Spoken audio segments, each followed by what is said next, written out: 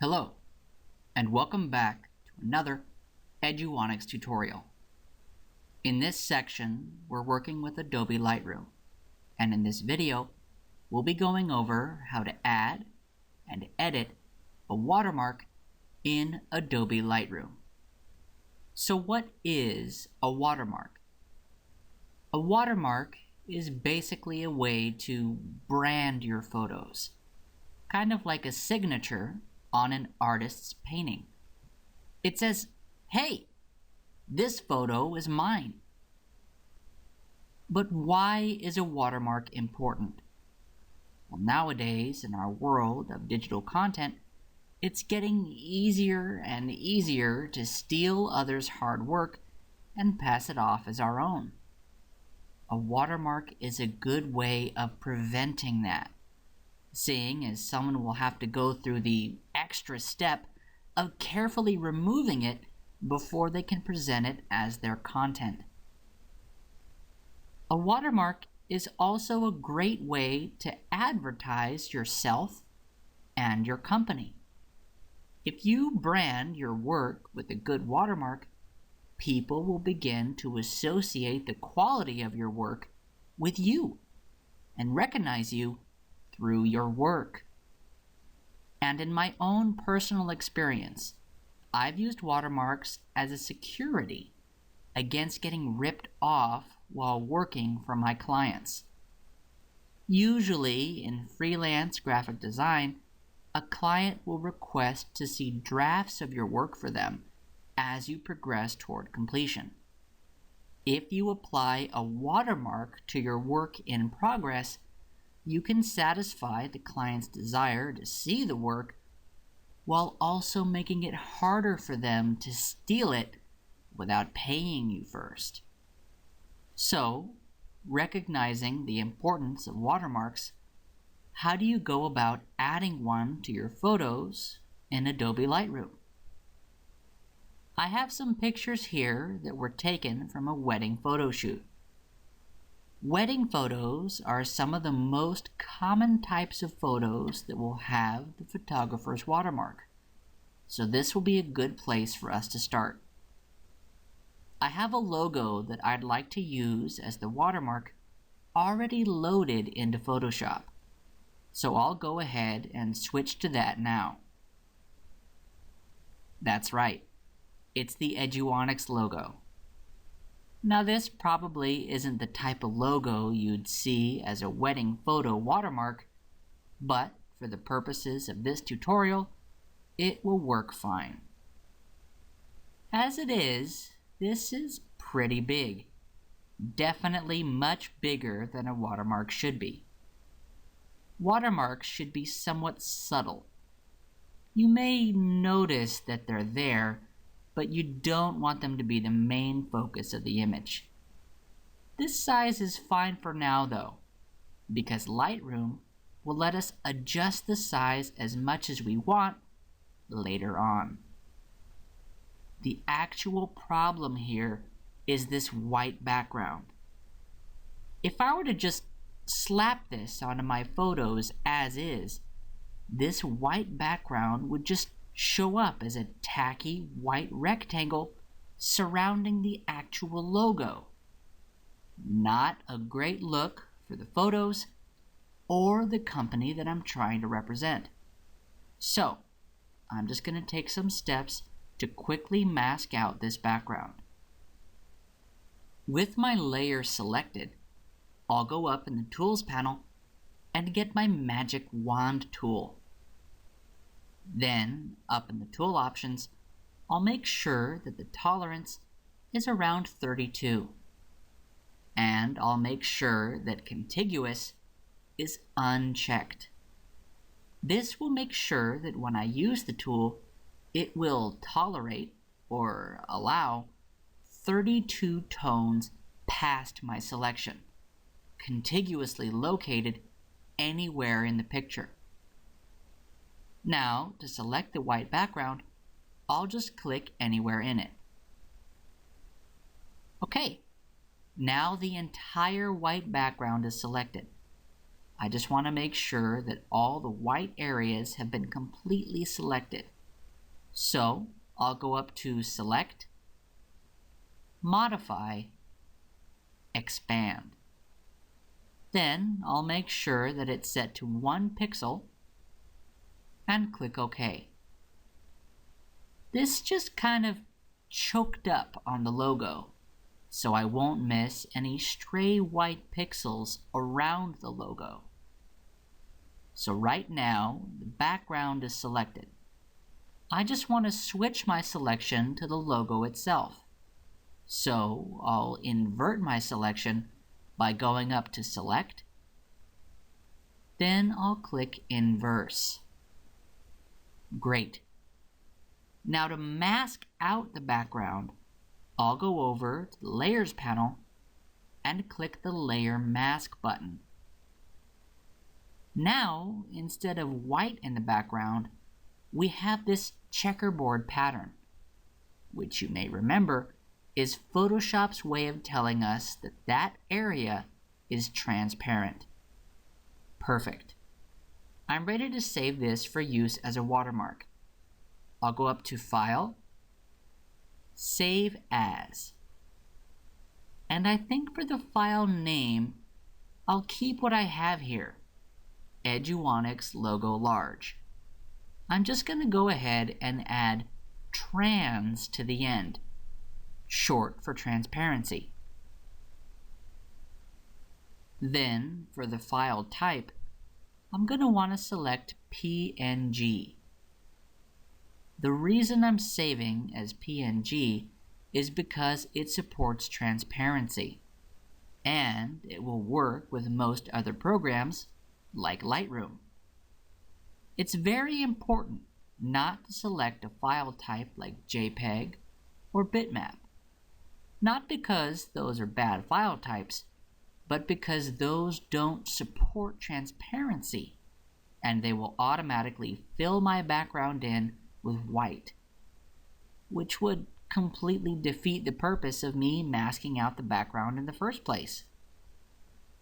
And notice I'm currently in the wedding hair folder, so I'll go ahead and click Save to save this. Then for the PNG options, I'll make sure that smallest/slow is selected, and that interface is set to none. And click OK.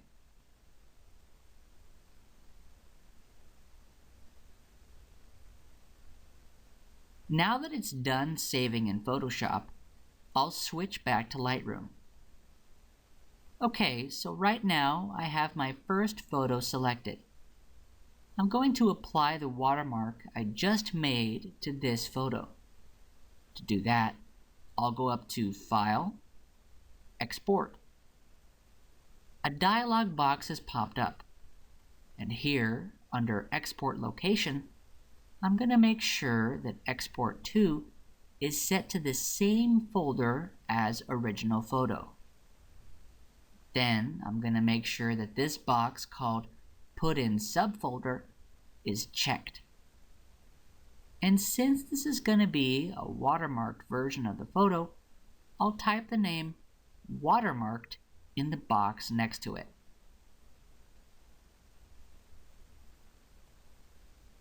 Then I'll scroll down all the way to the bottom, where I see the option for watermarking. I'll go ahead and check the box for watermark.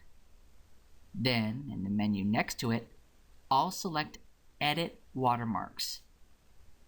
From here, a new dialog box has popped up, called the Watermark Editor. This box gives us the opportunity to make a watermark within Lightroom with text. But that's not what I want to do. I already have my watermark. I just saved it from Photoshop earlier. So I'm going to find it by going under Image Options and clicking Choose. Now, here in my wedding hair folder, I'll select my Eduonics Logo Large Trans PNG file. and click Choose. Now before I save this, I'll scroll down to see my watermark effects options. From here, I'll change the opacity to 50%. This will make the watermark halfway visible. Then I'll go down to size. I'll make sure that proportional is selected. Then I'll increase the size from 10 to about 15. This will make the logo just a little bit bigger than what it would be by default. And for inset, I'll go to horizontal, set it to 4, and then to vertical, and set it to 2. This will give the watermark just a little more breathing room from the edges of the photo itself. And since most signatures and watermarks are usually located on the bottom right of pictures, I'll change the anchor point to the bottom right.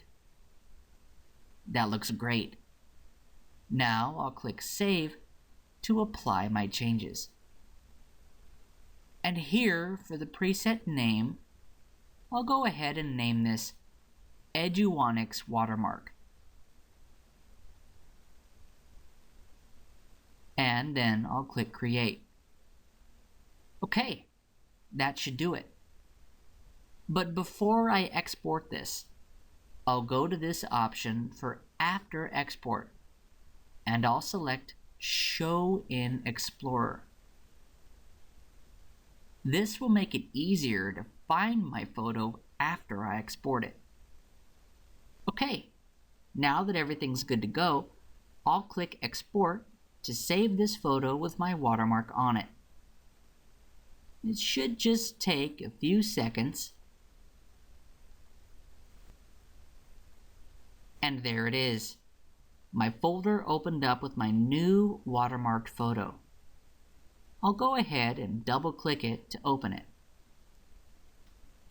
Alright, looks like the same photo, but if I look here on the bottom right, there's my watermark. It looks pretty good. It's a little transparent, just big enough to be noticeable, and it's nicely spaced from the edges of the photo. I'll go ahead and close this for now. Now you may be saying, hey, you just put the watermark on one photo. What about all the other photos? If you were just going to do one, you could have done it way quicker in Photoshop. That's true. If I was just going to apply the watermark to one photo, Photoshop would be the quickest way. But here's what sets Lightroom apart. Since all my photos are right here, all I have to do is use the Shift key on my keyboard to make sure that all the others are selected. Then I just have to apply the watermark again. I'll just go up to File, Export. All the settings here should remain from my last export. So I'll just go down and click Export to apply them to these other photos. Since I'm exporting multiple files, it may take a minute or so. If I want to, I can check the exporting progress up here near the top left in Lightroom.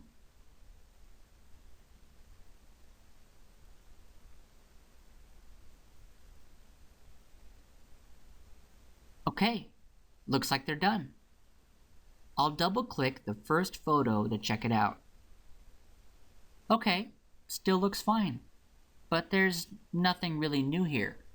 I'll click my right arrow to see the next photo. Hey, there's the watermark again. I'll click the next photo. Looks great. Next. Great again. Next. Perfect. You know, it looks like Lightroom successfully exported all the photos with my new watermark. I'll close this and get a look at my folder. So right now, these 5 folders in the watermark folder all have the watermark.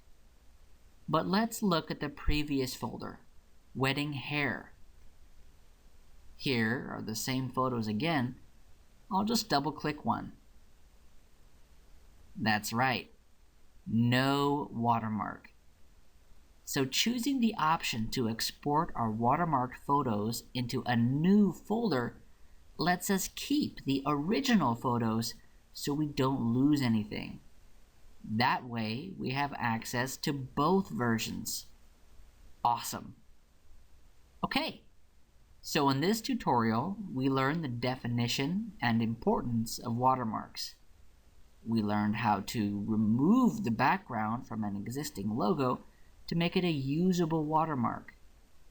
We learned how to apply that watermark to a photo in Lightroom and save it as a reusable preset. And finally, how to export as many photos as we like with that watermark preset. That will do it for adding and editing a watermark in Adobe Lightroom. We'll go more in depth with exporting images in Lightroom in the next video.